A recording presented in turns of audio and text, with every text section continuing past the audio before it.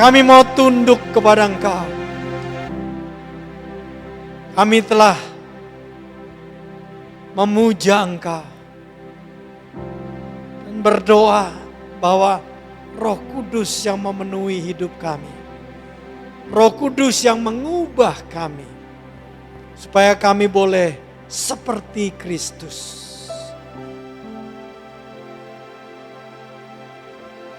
Roh Kudus mengubah kami, supaya hidup kami senantiasa meninggikan Kau.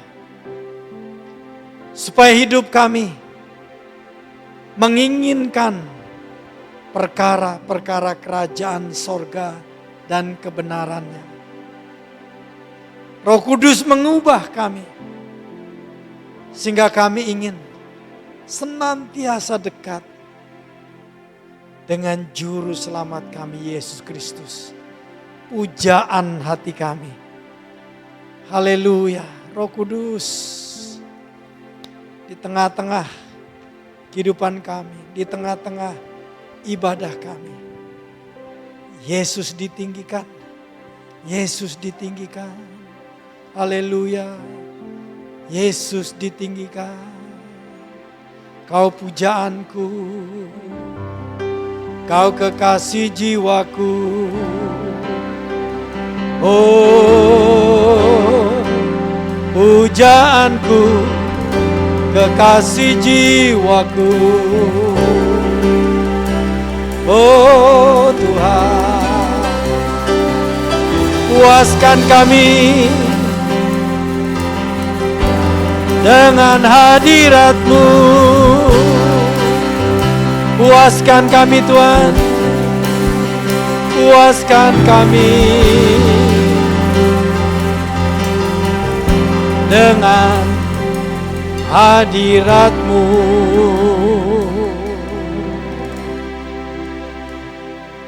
Tuhan, terima kasih. Engkau yang dipuja, ditinggikan di dalam kehidupan kami, di dalam ibadah kami. Engkau bertahta, Engkau hadir di tengah-tengah kami yang menyembah Engkau, memuja Engkau. Kiranya Engkau memanifestasikan diri-Mu Tuhan, supaya kami boleh mengenal Tuhan kami lebih dalam. Kami bukan mengikuti agama, tapi kami mengikuti pribadi Putra Allah, Juru Selamat kami. Kami ingin mengenal Engkau, bahkan bersekutu. Dan bahkan kalau Engkau berkehendak bersekutu dalam penderitaan-Mu. Kami mau mengenal-Mu Tuhan. Dan dalam ibadah ini, kami nyatakan kami rindu untuk mengenal Engkau lebih dalam lagi. Roh Kudus berbicaralah, sehingga hidup kami diubahkan semakin serupa dengan gambaran, dengan karakter Kristus Putra Allah. Makasih Tuhan. Allah Roh Kudus berkati juga tim sekolah minggu, sehingga anak-anak kami boleh mengenal Engkau secara pribadi. Anak-anak kami boleh merasakan dan mengalami bahwa Tuhan yang tak terlihat dengan mata itu adalah ada dan kebenaran. Lawat anak-anak kami juga dengan hadirat-Mu ya Roh Kudus. Haleluya. Mari Roh Kudus, di dalam nama Tuhan Yesus Kristus. Amin. Amin. God bless you. Tuhan memberkati, silakan bisa duduk. Haleluya. Shalom untuk seluruh jemaat, baik yang berada di sini, rekan-rekan teman-teman, juga untuk yang ada yang beribadah, yang mengikuti melalui live streaming online. Tuhan memberkati. kita beribadah bukan sekedar nonton ya. Kita ingin mengalami Tuhan. Karena Tuhan walaupun tidak dilihat dengan mata, Dia pribadi yang lebih nyata daripada manusia apa yang kita lihat. Lewat dunia sekarang ini, apa yang ada manusia hari ini ada, besok bisa nggak ada. Ya, bahkan nggak usah tunggu besok nanti malam bisa nggak ada. Ya, setiap hari kalau kita boleh bangun tidur adalah anugerah Tuhan. Amin. Haleluya. Puji Tuhan, kita bersyukur di tempat ini bukan cuma Tuhan yang hadir, kita bersyukur juga kali ini kita boleh bersama-sama dengan pemimpin kita, bukan sekedar pembicara tamu. Ya, Pastor Semi dengan band putranya, can you stand up you guys? Thank you ya, berikan tepuk tangan buat Pastor Sam dan putranya Ben, ini putra yang ketiga ya, masih ada 2 lagi di tempat lain lagi kuliah ya. Nah rencananya pastor dengan keluarga, dengan bapak dan papa mama dari keluarga istri akan datang, tapi karena ada satu hal, istri baru bisa besok, hari ini mungkin ya, hari ini terbang ya betul ya. Jadi besok baru bisa berjumpa. Jadi hari ini Pastor Sam bersama kita, dan bagi rekan-rekan thank you untuk tim dari Gunma ya yang boleh hadir bersama-sama ya. Bisa angkat tangan dulu tim Gunma, bisa angkat tangan silakan ya. Thank you tim Gunma ya. Jadi rekan-rekan. Nah saudara, sebelum saya serahkan kepada Pastor Sam, saya ingin memperkenalkan Pastor Sam sebagai Ketua Umum Sinode Persekutuan Gereja IFGF secara global. Jadi Pastor Semi ini mengawasi kurang lebih 2.500 sampai 3.000 gereja dan persekutuan IFGF di 40 negara atau 45 negara begitu ya di dunia ini. Jadi kita bersyukur dan boleh mendapatkan pemimpin yang muda, yang takut akan Tuhan dan penuh hikmat saudara. Nanti saudara bisa dengar baik pemberitaan firman dan juga kesaksian demi kesaksian yang Pastor Sam akan sampaikan kepada kita. Mari kita buka hati kita sebagai umat Tuhan di sini kepada pimpinan kita, terima firman dengan hati yang terbuka. Kita terima firman yang hidup. Amin. Pastor Sam silakan. Berikan tepuk tangan pada Tuhan ya. Silakan Pastor Sam. Terima kasih Pastor. Shalom semuanya, selamat sore. Selamat sore. Saya berdoa semua dalam keadaan baik. Juga untuk Anda yang menyaksikan online, selamat datang dalam rumah Tuhan. Kita mengatakan ya, aku bersuka cita ketika dikatakan orang kepadaku, mari kita pergi ke rumah Tuhan. Jadi saya sih berpesan untuk Anda yang mungkin terbiasa selama COVID ini kita ibadahnya online, gak masalah. Tetapi jika bisa, adalah baik untuk datang ke rumah Tuhan. Karena beda ya. Kita harus mengorbankan waktu kita, bahkan mempersiapkan pakaian kita, bersih-bersih, naik kendaraan umum, kendaraan pribadi, mau jalan kaki, dan kemudian sampai ke dalam rumah Tuhan, beribadah. Beda. Karena itu Alkitab berkata, aku mengucap syukur, aku bersuka cita ketika dikatakan orang kepadaku, mari kita pergi ke rumah Tuhan. Dan saya rasa sungguh merupakan anugerah besar kita bisa berkumpul di sini ya hari ini. Tahun lalu siapa yang mengira kapan bisa pergi, kapan bisa jalan. Betul tadi Pastor mengatakan kalau kita bisa ada hari ini itu semua karena kemurahan Tuhan. Karena Tuhan baik dalam kehidupan kita. Terima kasih Pastor Caleb, juga Pastor Yehuda juga. Sambut Pastor Yehuda dong, saudara dari Osaka. Yehuda bersama dengan kita. Yang merupakan regional apostle dari wilayah ini, dan juga di sini Pastor Caleb juga adalah senior apostle dari IFGF Movement. Dan saya juga mengucap syukur untuk semua volunteer ya. Berikan tepuk tangan untuk volunteer semuanya. Saya rasa kita harus jadi gereja yang menghargai volunteer yang ada. Karena kalau tanpa pengorbanan mereka kita susah ada kebaktian tiap minggu. Mereka datang lebih awal, latihan. supaya kita bisa beribadah dengan nyaman. Salam dari FJF Bandung, salam dari Pastor Jonathan Kasmin. Banyak dari Anda yang mengenal dia khotbah di Bandung pagi ini, dia baru sembuh COVID kemarin. Gitu. Dia bilang, nggak apa-apa Pastor, khotbah saya baru sembuh, justru kamu lagi baru sembuh. Kamu tuh imun lebih tinggi gitu ya, jadi kamu khotbah aja gitu ya. Oh. Kecuali kamu rasa mau pingsan, kalau rasa mau pingsan jangan khotbah, itu mungkin tidak bijaksana begitu. Tapi dia khotbah tadi, puji Tuhan, salam. Dan juga ya waktu sebelum kita berangkat ke sini, mertua saya dinyatakan stroke ringan, sehingga istri saya menemani ke rumah sakit, harus cek beberapa, nggak bahaya tapi tetap harus dicek. Dan kemudian dia besok akan mendarat sini, istri saya, dan kemudian kita akan melanjutkan. Kalau untuk Anda mungkin yang belum mengenal, saya Sam Hartanto dari Bandung, dan ini mungkin keluarga saya, itu keluarga saya, istri saya yang paling kiri, itu anak saya yang pertama, yang di samping saya itu Petra, dia udah kerja, dia di Seattle di Amerika, dia udah kerja. Yang kedua tuh yang paling yang di sebelah istri saya itu Nathan, dia kuliahnya setahun lagi selesai, ambil electrical engineering di Seattle juga, dan ini Ben ini nanti mau jadi pendeta ya Ben ya. Oh, ya. Mau jadi pendeta. Saya bilang sama dia, orang tanya mau sekolah apa, saya udah bilang udah Portland Bible College aja, itu udah paling bagus. Jadi itu keluarga saya, dan hari ini saya mau bicara dari hati ya rasa ya. Saya merasa kayak di rumah sendiri.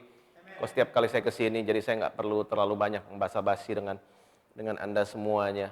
Dan selama COVID kan membuat kita banyak merenung ya, kita di rumah dan sebagainya. Saya karena nggak ada kerjaan, betul-betul jadi piara cupang dan sebagainya begitu di rumah. Karena kan harus diam di rumah tuh waktu itu, 2 bulan pertama terutama yang paling berat begitu ya. Dan kemudian kita kan setahun setengah yang lalu gitu, mana nggak berani bermimpi kan, mau kemana, susah, semua negara tertutup. Tapi di situ di waktu merenung saya menyadari ada ternyata salah satu negara, mungkin top 3 negara yang saya rindu dan saya pengen kunjungi itu Jepang. Saya dan istri saya, anak-anak gitu, mau kemana ya kalau udah dibuka? Kita semua bilang Jepang. Ada berapa negara lah di dunia ini yang saya pengen kunjungi, Israel, Jepang. Dan puji Tuhan Israel Mei lalu saya pergi untuk berdoa di sana, dan kemudian hari ini saya di Jepang. Sungguh Tuhan itu baik ya. Dan kalau Anda ada di sini ya, Anda berada di sebuah negeri yang sangat indah sekali. Saya yakin Tuhan punya rencana dalam setiap kehidupan Anda. Anda kesini nggak cuma hanya sekedar belajar sekolah, nggak hanya sekedar bekerja, nggak hanya sekedar mencari nafkah. Pasti ada sesuatu yang pengen Tuhan kerjakan dalam kehidupan pribadi, dalam kehidupan keluarga. 2 Samuel 5 ayat 6 sampai 12. Ini cerita tentang Daud ketika dia sudah jadi raja. Sebetulnya udah oke kehidupannya. Dia jadi raja untuk suku Yehuda saja, dia bertempat di Hebron, ibu kota di Hebron. Tetapi dia merasa perlu untuk mengekspansi kerajaannya dan kemudian merebut sebuah kota yang menurut Daud sangat penting, namanya Yerusalem. Lalu raja dengan orang-orangnya pergi ke Yerusalem. Maksudnya Raja Daud di sini ayat yang ke-6, menyerang orang Yebus, penduduk negeri itu. Mereka itu berkata kepada Daud, engkau nggak sanggup masuk kemari. Orang buta dan orang timpang akan mengenyahkan engkau. Artinya nih mereka Yebus, Yerusalem punya kota yang tembok yang sangat besar. Dikatakan bahkan kalau yang jaga kota orang buta dan orang pincang aja, kamu nggak bisa nyerang kami karena tembok kami sangat kuat. Itu artinya. Maksud mereka Daud tidak sanggup masuk kemari. Tetapi Daud merebut kubu pertahanan Sion, yaitu kota Daud. Hari ini pun Anda bisa ke kota Daud namanya, turnya namanya City of David. Daud telah berkata pada waktu itu, siapa yang hendak memukul kalah orang Yebus, haruslah ia masuk melalui saluran air itu. Hati Daud benci kepada orang timpang dan orang buta. Maksudnya adalah Daud bukannya benci sama orang buta, sama orang pincang. Tidak. Tetapi Daud benci kepada orang-orang yang, karena di atas tembok itu mereka mengolok-ngolok. Seakan-akan mereka buta, seakan mereka pincang. Ayo naik kemari, itu maksudnya. Jadi Daud benci kepada orang-orang yang mengolok-olok tentaranya Tuhan. Itu maksudnya. Sebab itu orang berkata, orang buta dan orang timpang tidak boleh masuk bait. Dan di sini setelah nantinya Daud menang merebut Yerusalem, orang Yebus sama sekali tidak boleh masuk ke dalam kota Yerusalem. Itu artinya. Dan Daud menetap di kubu pertahanan itu dan menamainya kota Daud. Ia memperkuat sekelilingnya mulai dari Milo ke bagian dalam. Lalu makin lama makin besarlah kuasa Daud sebab Tuhan Allah semesta alam menyertai dia. Nanti Anda akan lihat dia bangun namanya Menara Mea. Mea artinya dalam bahasa Ibrani 100, artinya bisa memuat 100 orang tentara di dalam satu menara saja. Dan hari ini saya akan berikan judul dari khotbah ini, menambah nilai. Tugas kita adalah menambah nilai. Yang translate saya Cilusi ya. Cilusi ya. Oh, jago dong. Ngapain saya ngomong pelan-pelan dari tadi? Oke, baik. Menambah nilai, menambah nilai. Menambah nilai. Kita hari ini akan berbicara tentang menambah nilai. Setiap dari kita harus tahu bahwa dimanapun kita berada, kita harus menambah nilai dalam apapun yang kita perbuat, dalam setiap pekerjaan kita, keluarga kita, apapun yang kita... Kecepatan. Testing. Jadi Daud merasa perlu sekali dia merebut Yerusalem. Dan ini merupakan pertama kali dalam Alkitab tercatat bahwa ada satu orang pemimpin orang Israel pada saat itu, orang Ibrani merasa dia perlu rebut kota ini. Yosua merasa nggak perlu untuk rebut kota Yerusalem. Yosua padahal diberikan mandat oleh Tuhan lewat Musa supaya dia merebut yang namanya tanah perjanjian. Tapi dia masuk Yeriko, dia malah mengejar satu kota yang kecil namanya Ai. Dan kemudian begitu dia ketemu Yerusalem, dia belok kiri. Dia belok ke selatan dan kemudian dia ke arah pantai dan kemudian dia ke utara. Yerusalem dicuekin sama dia. Yerusalem menurut Yosua, Yerusalem itu tidak penting atau Yerusalem terlalu kuat. Tapi kalau ngomong terlalu kuat, Yeriko jauh lebih kuat. Toh Tuhan bisa menolong mereka untuk meruntuhkan tembok Yeriko. Kenapa Yerusalem dia lewatkan? Dan bukannya Yosua yang bilang Yerusalem ini nggak penting. Ada satu orang namanya Alexander Agung. Alexander Agung itu hidupnya dia 400 tahun sebelum Yesus. Dia orang Greka, orang Yunani dari Macedonia. Dia kemana-mana dan kemudian dia menaklukkan bahkan sampai Mesir. Dan di banyak kota, 60-70 kota dinamai Alexandria. Sampai hari ini banyak kota namanya Alexandria. Dan kemudian pada suatu kali dia lewat Yerusalem dan dia kemudian bilang, ini kota nggak ada gunanya. Dia bilang, air susah, tinggi 660 meter di atas permukaan laut. Untuk apa nggak ada perdagangan yang lewat sini? Hancurkan saja kota ini. Kemudian pemimpin Yahudi mereka harus nyogok dia supaya Yerusalem itu tetap ada. Ya udah karena dia disogok dia lewati saja. Dia bilang kota ini nggak penting, nggak strategik sama sekali. Untuk apa ada Yerusalem dia bilang. Dan kemudian ada orang namanya Julius Caesar, hidupnya 50 tahun sebelum Yesus. Julius Caesar dia lewat dan kemudian dia bilang, ini kota apaan sih? Cuman batu-batu dan banyak gelandangan. Dia bilang, ngapain sih kota ini? Oh, kota ini ada untuk apa? Dia bilang. Kemudian dia lewat saja dan dia bilang bahwa ini kota nggak ada gunanya, bahkan nggak usah dimasukin peta dalam Imperium Romanum, nggak perlu dimasukin dalam peta. Dan kemudian ada satu orang raja di penguasa di situ namanya Herodes. Herodes bukan orang Israel, bukan orang Yahudi, dia orang Edom.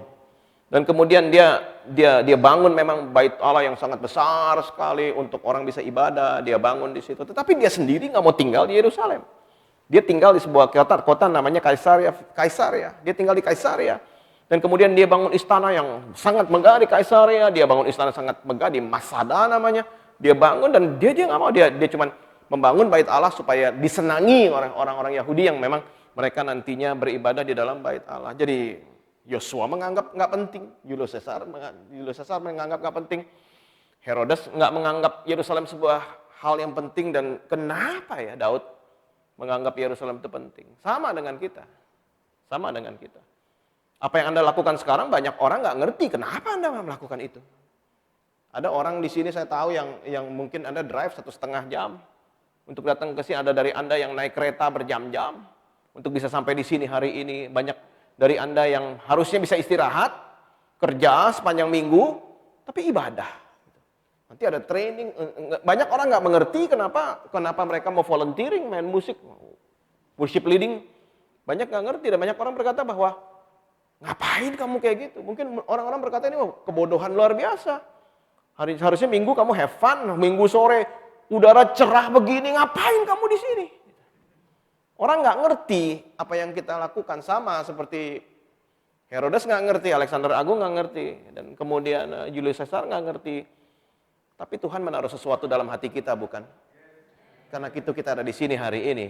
Orang mungkin nggak lihat, orang mungkin nggak ngerti, tetapi Daud mengerti kenapa dia harus merebut Yerusalem. Anda mengerti Jadi orang sering kali bilang jangan terlalu fanatik lah, jadi orang lah, jangan jadi Kristen, gak usah perlu sungguh-sungguh lah dan sebagainya.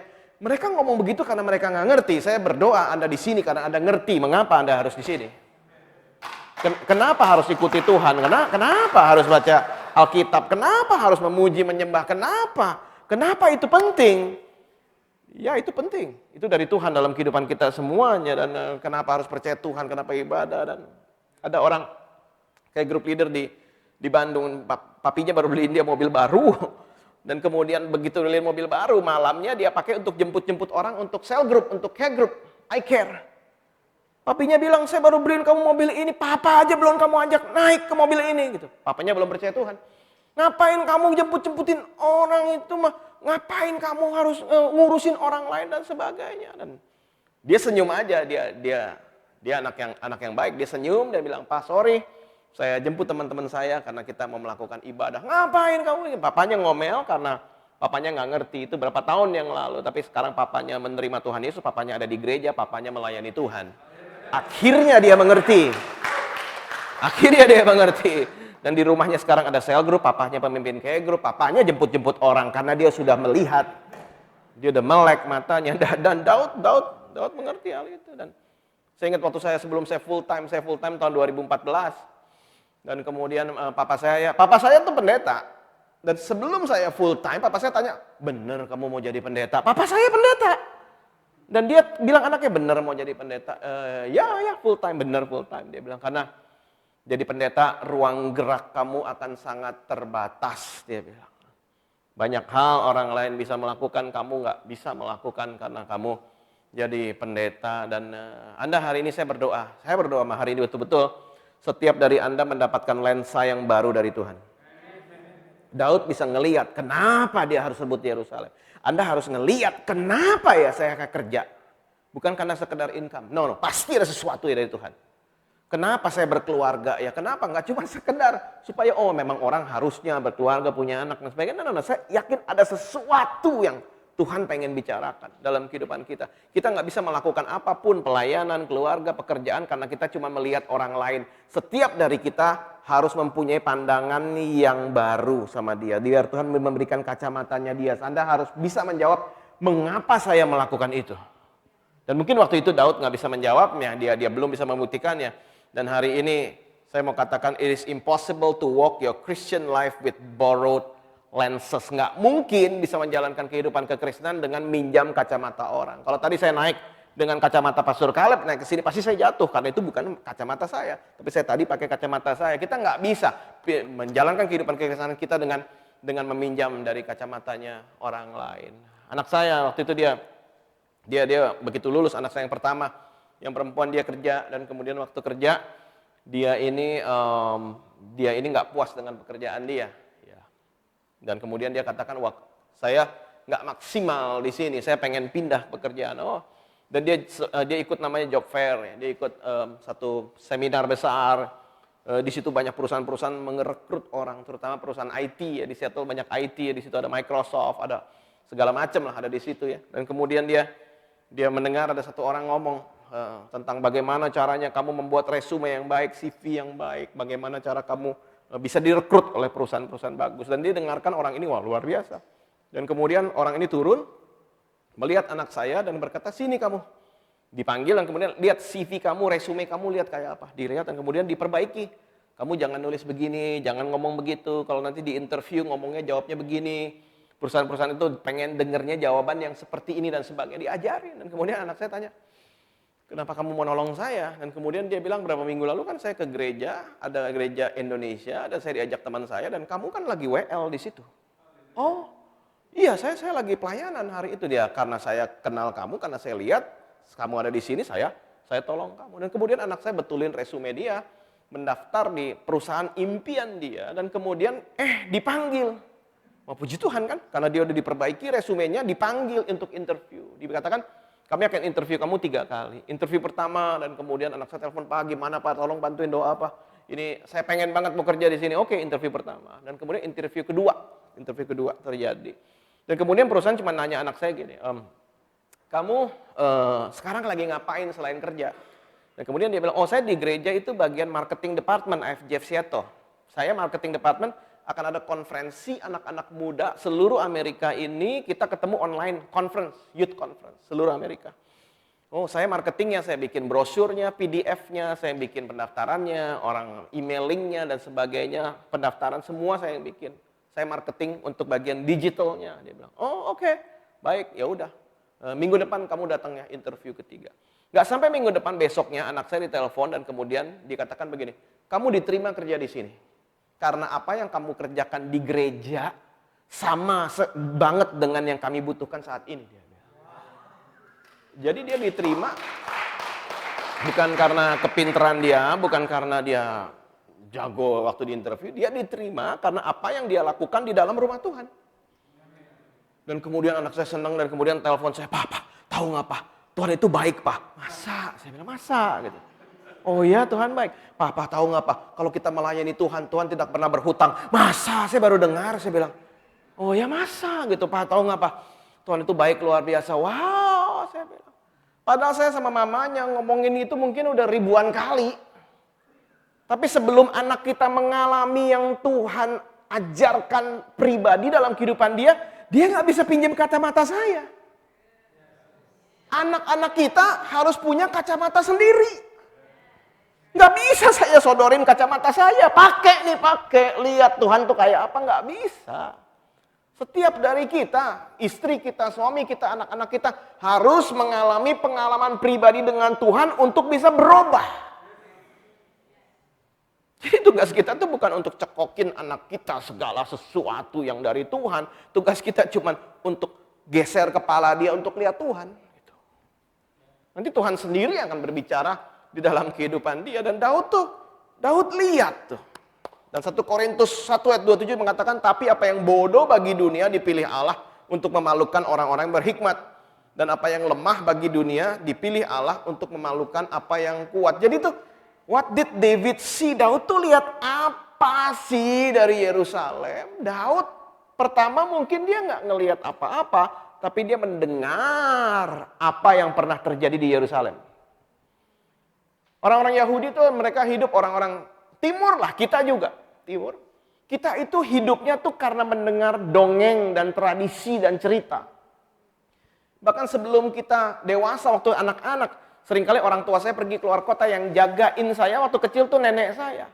Nenek saya tuh cerita, bisa cerita sesuatu berulang-ulang. Dan Daud juga sama, dia loh orang timur juga, dan dia dari kecil diulang-ulang cerita tentang Adam dan Hawa lah, dan Nuh lah, tentang Abraham. Daud diceritain dan dia dengar.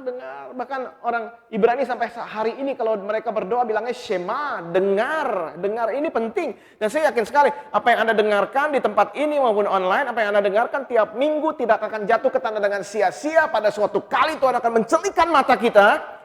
Karena kita adalah orang-orang yang bersedia untuk mendengar dari Tuhan.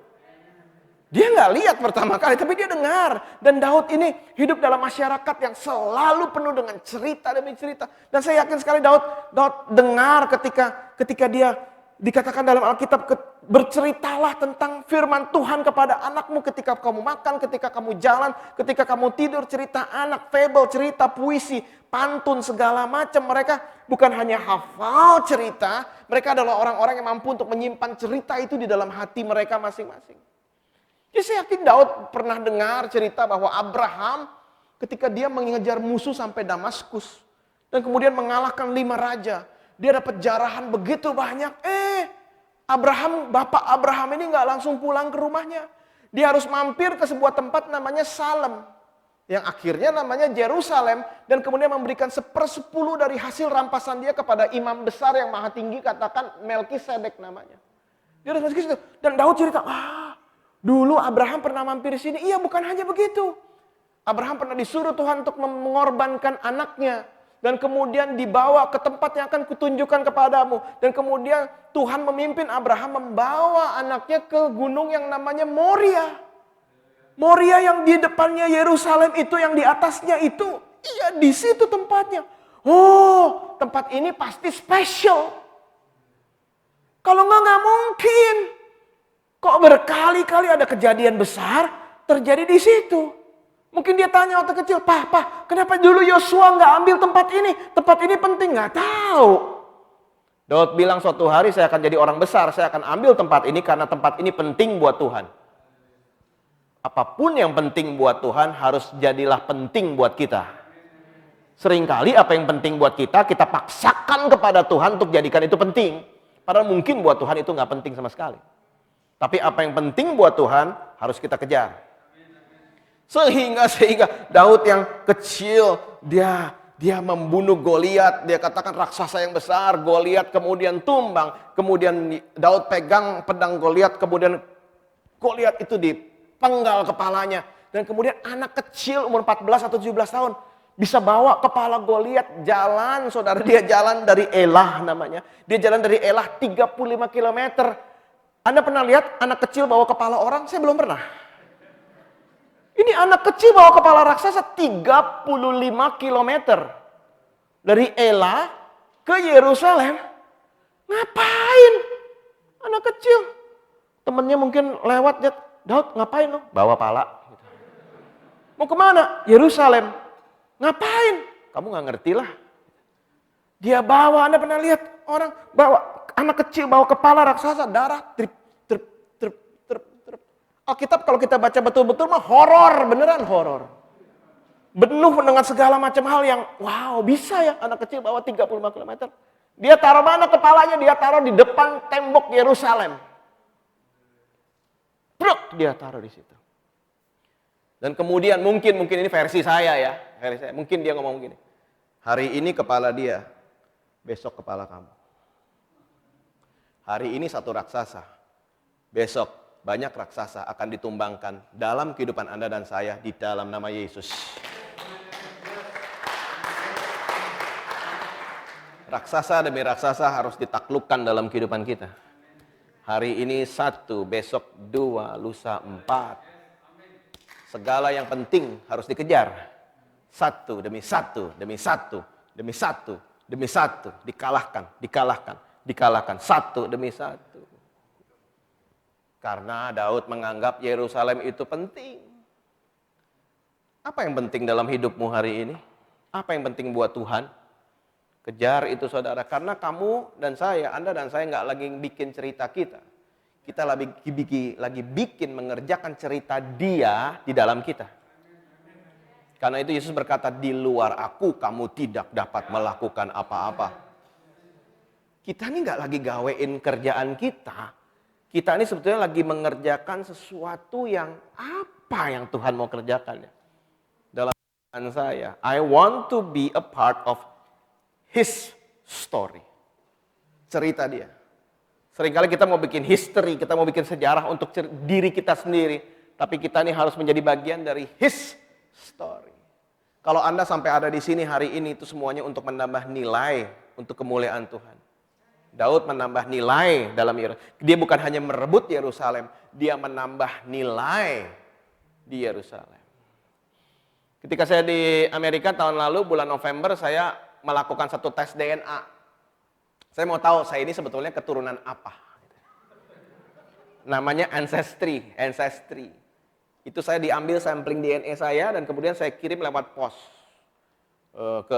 Nggak boleh lebih dari 48 jam harus nyampe ke labnya mereka.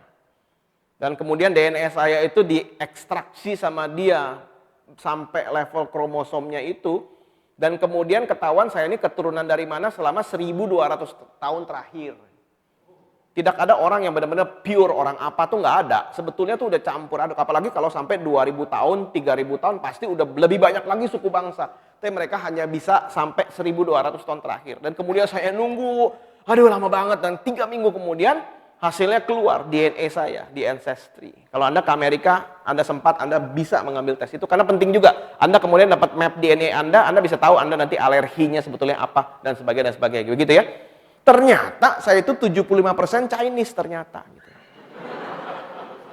Saya juga kaget. Ternyata saya 75% Chinese. Dan kemudian saya ternyata 12% itu Melayu Jawa. 12%. Pantes demen nasi Hainam sama gudeg. Saya juga baru tahu. Oh begitu, karena itu. 75% Chinese, 12% saya Melayu, Jawa. 9% Vietnam. Istri saya 4% Vietnam. Jadi kalau lagi nyetir pantas aja kadang-kadang kalau ada restoran pho itu pengen minggir, gak tahu kenapa. Oh, saya tahu. 9% Vietnam dan istri saya juga cuma, ayo Sam, mampir. Oh, dia 4% Vietnam. Begitu, ternyata begitu. Dan ternyata saya 4% itu Thai. Suku Dai itu sekarang ada di Thai, Myanmar, dan Kamboja. Saya ternyata 4% Thai. Sehingga waktu itu di airport ada orang lagi ngomong Thailand, saya bilang, ayo Thai, I Thai too. Saya bilang gitu. Saya juga orang Thai. 4% Thai. Jadi gambar yang tadi mana? Ini ada gambar yang tadi. Nah ini itu kan luas sekali. Bukan hanya yang tinggal dan lahir di situ, itu kan mengalami diaspora juga kan. Misalnya orang-orang Chinese ada di mana-mana kan, di Amerika, Eropa juga ada. Jadi yang terwakili dalam peta ini itu ada saat ini 2,2 miliar orang di dunia ini yang hidupnya di situ atau menyebar ke seluruh dunia. Ada 2,2. Saya adalah satu dari 2,2 miliar orang yang ada saat ini berdasarkan dari Ancestry. Dan kemudian dari 2,2 miliar orang itu yang percaya sama Tuhan di wilayah ini, yang percaya Yesus adalah Tuhan 3,7%. Dari 2,2 miliar orang yang percaya Yesus hanya 3,7%. Yang bisa beribadah ke gereja lah gitu dengan bebas. Dari yang tinggal di situ dengan bebas tanpa takut 1,1%. Makanya tadi saya bilang, kalau bisa ibadah. Karena di belahan dunia banyak tempat nggak bebas. Penuh dengan ketakutan begitu. Dan dari orang-orang yang tinggal di sini yang melayani Tuhan, musik, asyur dan sebagainya melayani Tuhan 0,023%. Dan yang jadi hamba Tuhan atau pendeta atau pemimpin dalam gereja 0,001% maksimum. Jadi secara statistik yang namanya Semi hari ini bisa khotbah di sini secara statistik itu mustahil. Nggak mungkin. Kemungkinannya cuma 0,0001% bisa berdiri di sini. Bukan kuat, bukan gagah, semuanya karena kemurahan Tuhan. Secara historis, nggak mungkin jadi pendeta. Nggak mungkin, Pastor Caleb juga, ya mirip-mirip lah DNA-nya saya rasa. Orang Jakarta, kan saya juga orang Jakarta. Orang mana Pastor? Jatinegara. Bogor. Ya orang Gunung Sari, Ancol, ya mirip-mirip lah gitu lah. Secara statistik mustahil, nggak mungkin. Kita nih jadi pendeta nih nggak mungkin, banyak dari Anda di sini juga nggak mungkin. Secara statistik nih jadi Kristen tuh nggak mungkin. Tapi kalau Tuhan sudah bawa kita ke arah ini, itu bukan untuk bikin cerita kita, tapi itu untuk bikin cerita Dia, His story, cerita Dia. Karena nggak mungkin. Kenapa saya lahir di Indonesia? Kenapa saya nggak lahir di Vietnam, di Thailand? Nggak tahu. Tuhan udah bawa sedemikian rupa. Kenapa Anda bisa lahir di Indonesia kemudian sekarang ada di sini? Pasti ada rencana yang besar. Katakan kiri kanan. Pasti ada rencana yang besar. Katakan itu. Karena itu Mazmur 65 ayat 11 mengatakan engkau memahkotai tahun dengan kebaikanmu. Jejakmu mengeluarkan lemak. Jejak artinya langkah. Bukankah tugas kita sebetulnya cuma melangkah sesuai dengan apa yang Tuhan suruh setelah ini?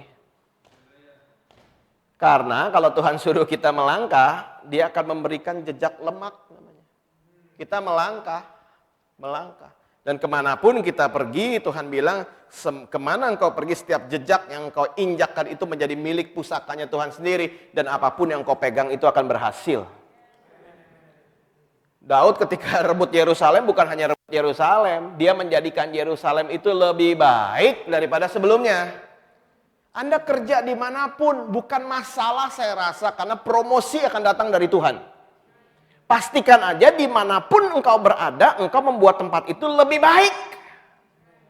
Meskipun mungkin terjadi ketidakadilan, Anda dibayar lebih sedikit. Mungkin itu hanya ujian dari Tuhan untuk melihat sisi terbaik dan terburukmu. Tapi ketika engkau membiarkan tempat itu menjadi lebih baik, Tuhan itu bisa promosiin orang dalam satu hari. Daud diurapi dalam satu hari, bukan? Sebelumnya dia nggak tahu apa-apa, dia jadi gembala domba yang mungkin dia nggak ngerti, nggak jelas masa depannya. Daud merebut Yerusalem, dan ketika dia rebut, satu hari itu Yerusalem menjadi milik dari Daud dan tentaranya dan seluruh rakyat dalam satu hari, bukan? Kita berdoa semua dari Anda akan mendapatkan promosi dari Tuhan. Anak-anak Anda akan berhasil luar biasa. Pertanyaannya, setelah promosi dan berhasil mau apa? Karena di atas langit ada langit. Saya berdoa setiap dari kita mengerti kacamatanya Tuhan. Kita diberkati untuk jadi berkat buat orang banyak. Karena itu promosi terjadi dalam kehidupan kita. Semua yang kita lakukan hanyalah sebuah preparation, persiapan. Supaya meskipun ada keberhasilan atau kegagalan, gak usah pusing. Yang penting sekarang Tuhan lagi mempersiapkan kita, preparation. Supaya di tengah itu semua kita mengerti yang namanya pattern and principle. Prinsip dan pola kerja Tuhan. Dan kemudian kita akan mendapatkan penempatan yang baru, placement dari Tuhan. Dan setelah kita naik kelas, kita akan dibawa lagi preparation yang baru. Kita akan dibawa kepada musim yang baru, tantangan yang baru, Goliat yang baru. Dan kemudian kita belajar di musim itu pola dan prinsipnya Tuhan, pattern and principle. Dan kemudian dia akan tempatkan kita kepada sebuah jenjang yang berbeda, promosi, placement dari Tuhan. Dan kemudian itu terjadi dan saya percaya langkah orang benar dituntun oleh Tuhan. Kita semuanya akan mendapatkan promosi demi promosi di dalam Dia. Dan saya berdoa itu terjadi dalam kehidupan kita semuanya. Dan bahkan ketika kita mengejar sesuatu, betul-betul hati-hati dengan setiap langkah dalam kehidupan kita. Jangan mau terburu-buru. Saya katakan ini jemaat. Sekarang orang bilang, wah ini udah endemi nih, berakhir semuanya, belahan dunia banyak yang udah nggak masker dan sebagainya, wah perdagangan udah dibuka, semua border sudah dibuka, wah ini saatnya ngebut nih. Banyak orang minta saya doain, pastor sekarang saya mau ngebut nih, banyak kerugian menjelang COVID, semua orang rugi waktu COVID, jarang banget yang berkata, wah bagus banget COVID, nggak jarang sekali, tapi semua orang pasti mengalami kerugian, kalau nggak kehilangan temannya, keluarganya dan sebagainya, ada kerugian. Tetapi kalau kita keluar dari COVID tanpa belajar apa-apa, kita rugi sekali. Karena kita sudah bayar terlalu mahal. Selama COVID ini pasti Tuhan pengen melakukan sesuatu. Terus sekarang orang kayaknya pengen buru-buru gitu. Kemarin saya kehilangan banyak, saya mau lebih keras lagi supaya saya bisa mengisi kemarin yang hilang. Saya bilang, justru ini adalah musim sebelum kita betul-betul keluar dari COVID, ini adalah musim di mana kita harus memikirkan apa yang mau kita lakukan ke depannya, jangan terburu-buru. Demikian juga sama Tuhan, jangan terburu-buru. Kita harus lihat gimana caranya ada penambahan nilai, terutama dalam kehidupan saya. Saya mengikuti Tuhan, saya harus tambah nilai. Setiap dari kita ada label Yesusnya. Kita harus tambah nilai. Saya pernah ke supermarket waktu di Seattle, ada apel demi apel gitu ya. Dan kemudian ada satu keranjang yang apelnya ini mahal banget. Ini mahal banget nih. Kok nilainya bisa 3 kali lipat dibanding yang lain? Dan kemudian saya tanya sama pegawainya, saya bilang, ini apa kok mahal banget? How come it's so expensive? Mahal banget. Oh, saya lupa kasih label. Dan kemudian dia bawa labelnya, dan kemudian labelnya cuma satu kata. Organik. Karena label organik, jadi nggak pakai pupuk kimia dan sebagainya, nggak pakai insektisida. Ini jadi mahal. Oh, karena ada label organik, nilainya jadi tambah. Siapa di sini tahu bahwa kita ada label Yesus di dalam kita? Dan di mana ada label itu, selalu harus ada nilai tambah. Added value. Itu yang Tuhan mau lakukan dalam perjalanan kehidupan kita. Tuhan mau menambah nilai. Bukan hanya hasil. Beda loh, hasil sama nilai. Nilai. Saya mau undang ke depan yang bawa roti. Yang bawa roti. Saya mau ada ilustrasi sedikit. Ini saya bawa. Lo sini ya Pak? Iya. Sini aja Pak, di samping saya. Iya. Jangan takut Pak, it's okay. Ini ya. Misalnya ini ceritanya Bapak jadi memerankan Tuhan begitulah ya.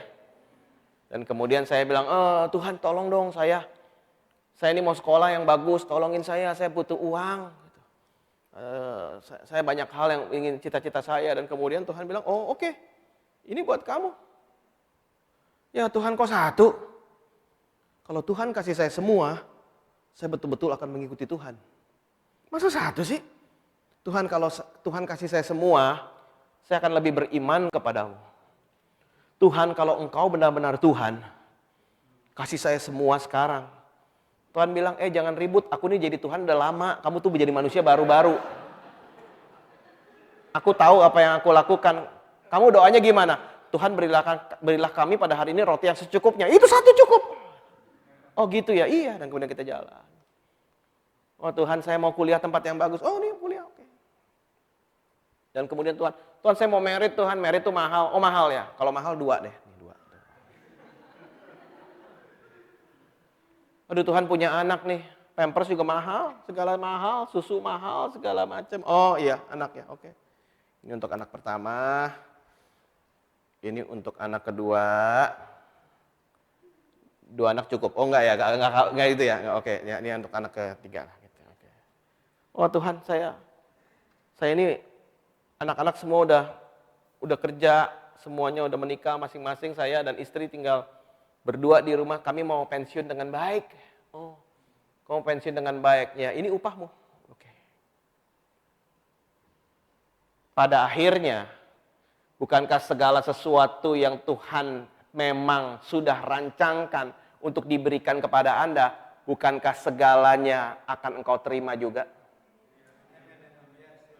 Bukankah pada akhirnya, setia pada perkara kecil, engkau akan mendapatkan perkara besar? Bukankah pada akhirnya carilah dulu kerajaan Allah dan kebenarannya, maka segala sesuatu akan dibawa dan ditambahkan kepadamu?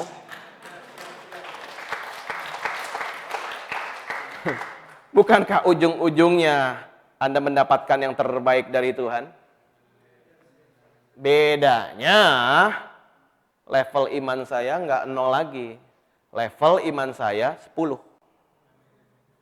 Ketika saya berjalan dengan Tuhan.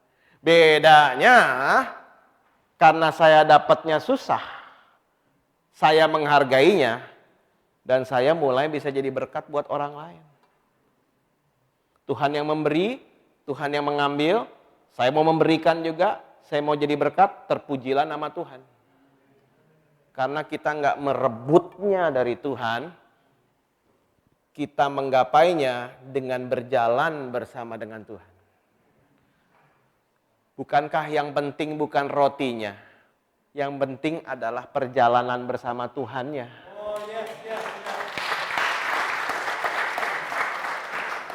Ininya mah pasti dapat. Ngobrol sepanjang jalannya belum tentu dapat. Banyak orang Kristen cuma mau ininya, cuma berdoa minta ininya, sama ini mah nggak ngobrol. Tuhan mau sepanjang jalan penambahan nilai terjadi. Karena Anda tidak bisa membangun dari apa yang tidak Anda punya. Anda harus penuh dengan Dia. Anda akan bisa menambah nilai dalam kehidupan orang lain. Makasih. Itu jangan dimakan lagi, udah saya remes-remes. Saya yakin sekali hari ini Tuhan pengen berbicara dalam kehidupan Anda semuanya. Saya undang keyboardis untuk bisa maju ke depan. Saya merasa hari ini kita butuh jujur di hadapan Tuhan. Bahkan hari ini Tuhan, apa sih yang Engkau mau untuk ditambahkan nilai dalam kehidupan saya? Saya nggak mau cuma disebut sebagai orang Kristen. Tapi saya mau dimanapun saya ada, dalam keluarga saya, dalam pekerjaan saya, ada nilai yang bertambah. Dan Daud membangun Sion. Dan Daud membangun Milo. Dan Daud membangun Menara Mea. Dan kemudian Daud memperkuat kubu-kubu pertahanan. Dan kemudian Daud mengumpulkan bahan baku untuk membangun bait Allah. Ya, akhirnya nanti anaknya Salomo membangunnya. Daud membuat Yerusalem lebih baik daripada sebelumnya. Apa yang Tuhan mau supaya Anda lakukan? Supaya yang engkau kerjakan menjadi lebih baik daripada sebelumnya. Mari sama-sama kita bangkit berdiri. Saya mau mengundang yang melayani dalam perjamuan kudus untuk bisa membagikannya.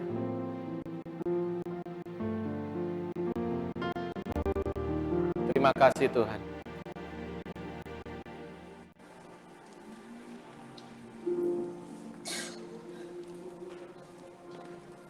Kalau Anda sudah dapat, saya mohon Anda bisa berdoa masing-masing dan tanya Tuhan,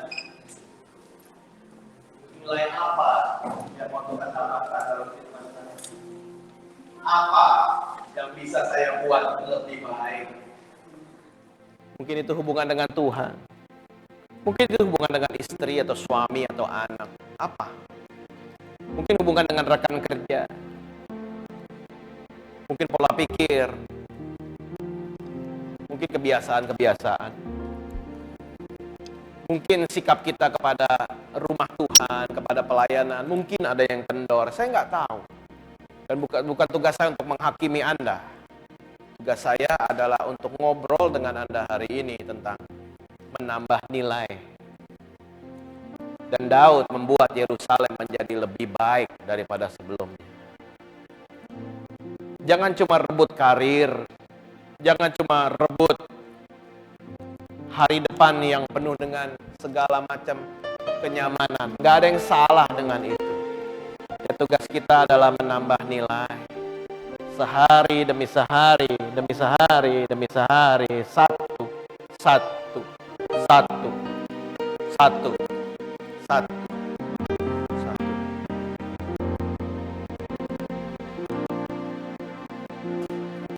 Kami memuji kebesaran-Mu.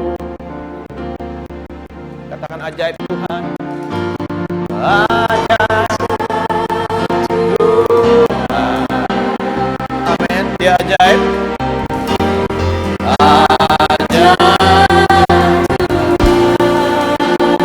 Sama-sama kami memuji.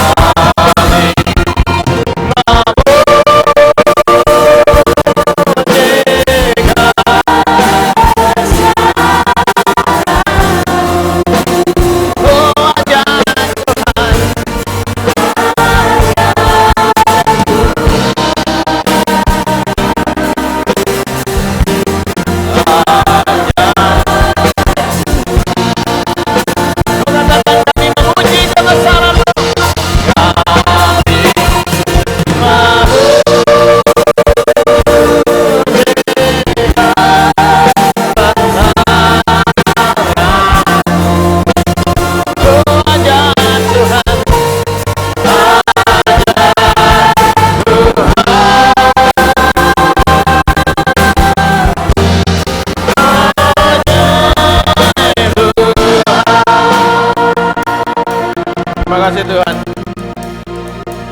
Tadi Anda lihat ilustrasi tentang roti dan sekarang kita memegang roti ini. Bukankah Yesus berkata, akulah roti hidup itu?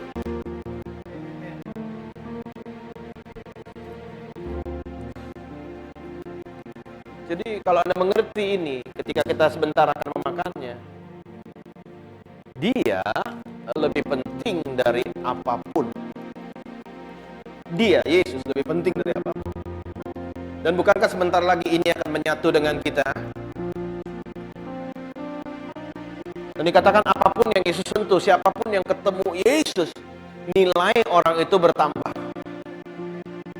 Dan bukankah oleh bilur-bilurnya kita menjadi sembuh? Dan karena Dia ada di dalam kita dan dia menyatu dengan kita, bukankah apapun yang kita pegang sebetulnya seharusnya ada penambahan nilai pula? Kan dia menjadi satu dengan kita. Bukankah dia Immanuel, Allah yang bersama-sama dengan kita? Dia bukan konsep yang jauh, dia dekat. Melekat dengan kita, menyatu dengan kita, ada di dalam kita, menaungi kita, di atas kita, di kiri kita, di kanan kita, di dalam kita, melingkupi kita. Itulah Yesus. Dan kami mengangkat roti ini, dan kami mengakui dan menerima bahwa tubuhmu dipecah-pecahkan buat kami semuanya, supaya kami mengalami keutuhan dengan Tuhan. Tubuh dipecah-pecahkan supaya kami yang tadinya sakit menjadi sembuh. Tubuh dipecah-pecahkan ya Bapa, supaya kami melekat kepada Engkau. Kami terima dan kami mengakui pengorbanan dan kebangkitan Kristus 2000 tahun yang lalu. Dan kuasa kebangkitan yang sama yang terjadi 2000 tahun yang lalu hari ini bekerja dengan sama kuatnya di dalam kehidupan kami. Dan hari ini yang Bapa kami mau ketika kami memegang roti ini dan sebentar kami akan memakannya. Apapun yang kami pegang setelah ini ya Tuhan, ajar kami untuk mendedikasikannya untuk kemuliaan Tuhan. Sehingga sungguh apapun yang kami pegang berhasil. Ketika Anda angkat roti ini, angkat dirimu sendiri, angkat keluargamu, angkat pekerjaanmu, angkat tempat di mana engkau berada, kotamu, angkat itu. Angkat bangsa Indonesia, angkat Jepang, doakan itu, doakan. Bilang Tuhan, apapun yang relate berhubungan dengan aku berdoa ada penambahan nilai.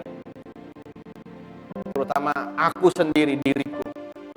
Aku berdoa biar makin hari menjadi bejana yang lebih bernilai daripada hari kemarin. Karena pada hari terakhir akan terjadi pengujian, bukan kata Alkitab? Bejana yang mulia, biarlah menjadi makin mulia. Bejana yang belum mulia, belajar untuk jadi bejana yang mulia. Terima kasih Tuhan untuk pengorbananmu, terima kasih untuk kebangkitanmu pula. Kami terima dengan iman hanya di dalam nama Tuhan Yesus.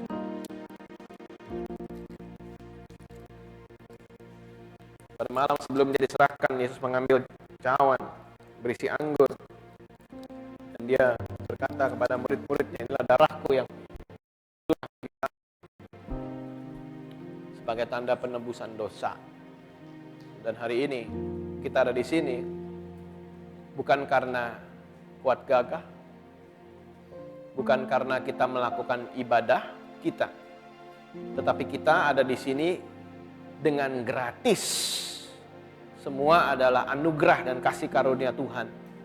Bukan dengan perbuatan baik kita selamat, tapi dengan menerima bahwa saya tidak bisa apa-apa tanpa Tuhan. Dan ketika kita menerima itu, maka kita disebut sebagai orang percaya. Dan barang siapa dimerdekakan oleh anak, oleh Yesus, maka dia benar-benar sudah merdeka. Dan dia diberikan otoritas dari Tuhan. Ketika kita memegang cawan ini, kita mengakui ada otoritas dalam kehidupan Anda dan saya. Anda akan mendoakan orang sakit akan sembuh, Anda akan mengusir setan harus pergi. Karena ada otoritas di dalam hidup kita. Bahkan ketika Anda berbicara di kantormu, atmosfer akan berubah karena Anda berbicara. Karena kuasa firman itu pun ada dalam Anda. Pasti terjadi perubahan, pasti terjadi penambahan nilai. Karena itu orang Kristen gak boleh bilang susah. Orang Kristen gak boleh bilang gak bisa. Bisa. Mengapa tidak? Bisa. Segala perkara dapat kutanggung di dalam Dia. Dan jika Allah di pihak kita, siapakah lawan kita? Bisa. Jangan dikit-dikit bilang susah, jangan dikit-dikit bilang gak bisa. Bisa. Tuhan akan kasih hikmat kok. Kita bukan orang-orang yang bodoh, bisa. Tapi kita harus belajar. Kita ini punya otoritas loh sebagai anak Tuhan. Lakukan yang terbaik. Dan Tuhan akan melampaui dari yang terbaik karena Dia Tuhan. Lakukan dengan setia. Berjalan dengan otoritas. Mahal loh darah ini. Mahal. Marilah kita terima dengan penuh pengucapan syukur.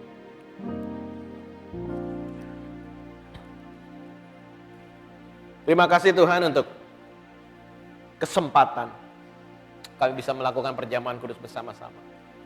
Karena Alkitab dengan jelas mengatakan, lakukanlah ini, setiap kali kamu melakukannya menjadi peringatan akan aku. Terima kasih Tuhan. Hari ini kami akan membuat segala area kehidupan kami menjadi lebih baik. Karena Tuhan suka dengan hal yang demikian. Berkati umat-Mu. Biar mereka terus naik dan enggak turun. Jadi kepala dan bukan ekor.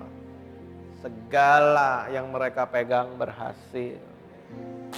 Karena berbahagia orang yang betul-betul setia pada firman dan tidak menyimpang ke kiri dan ke kanan. Mereka seperti pohon ditanam di tepi aliran air. Menghasilkan buahnya pada musimnya. Tidak akan layu daunnya. Terima kasih Tuhan, berkati umat di dalam nama Tuhan Yesus. Saya serahkan kembali ke Pastor Caleb. Mungkin Anda bisa duduk kembali. Silakan duduk semuanya, Tuhan berkati.